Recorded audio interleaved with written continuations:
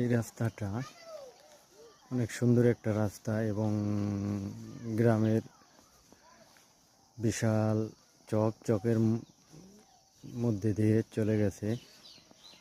একটি বাজার সংলগ্নের সাথে এটা সংযুক্ত হয়েছে, কিন্তু এই রাস্তাটা এখন পিচ ঢালাই হয়েছে।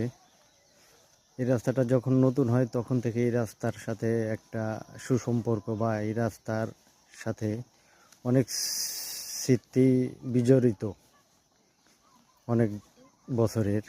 ঠিক আছে, এখানে বেশি আড্ডা দিতাম, বসতাম জ্যোৎস্না রাত আসলে। তখন রাস্তাটা কাঁচা ছিল, এখানে বেশি আড্ডা দেওয়া হয়তো রাত্রে বিকেলে, যখন সময় পাইতাম আর কি এই রাস্তায় আড্ডা দিতাম।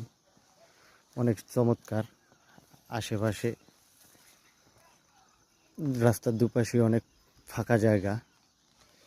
সবচেয়ে বেশি মজা হতো গরমের দিনে, গভীর রাত পর্যন্ত এখানে আড্ডা দিতাম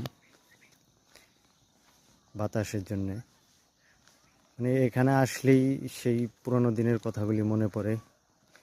আরও কিছু কাছের মানুষ ছিল যারা এখন কর্মব্যস্ততার কারণে অনেক দূরে চলে গেছে, প্রবাস জীবন লিড করতেছে। তাদেরও অনেক মিস করি এখানে আসলে। পরিবেশটা খুবই সুন্দর, অনেক রোমাঞ্চকর, খুবই ভালো লাগে। এই জন্যই আমি আসি এখানে, মাঝে মাঝে আসি। আসলে মনে পড়ে পুরনো দিনের কথাগুলি, স্মৃতিগুলি। এখন তো পিচ হয়ে গেছে, গাড়ি চলে, তাই অনেক সুন্দর। এখন আর ওইভাবে বসা হয় না, আর সেই মানুষগুলোও নাই। দেখেন পরিবেশগুলি খুবই সুন্দর, বিশাল মাঠ এই পাশে, এই দিকেও বিশাল মাঠ, মাছ দিয়ে রাস্তা। গ্রামের পরিবেশগুলি এমনিতে অনেক সুন্দর হয়, তবে এটার পরিবেশ আরও অনেক সুন্দর, খুবই চমৎকার, খুব ভালো লাগে।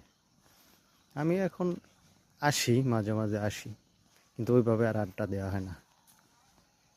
জীবনের অনেকটা সময় এখানে কাটিয়েছি, অনেক আনন্দ করেছি, অনেক মজা করেছি। বিশেষ করে জ্যোৎস্না রাতে তো অনেক রাত পর্যন্ত এখানে আড্ডা দিতাম, খুব ভালো লাগতো। এখন আর ওইভাবে বসা হয় না, সবাই ব্যস্ত। আমিও অনেক দিন ছিলাম না, গ্যাপ ছিল।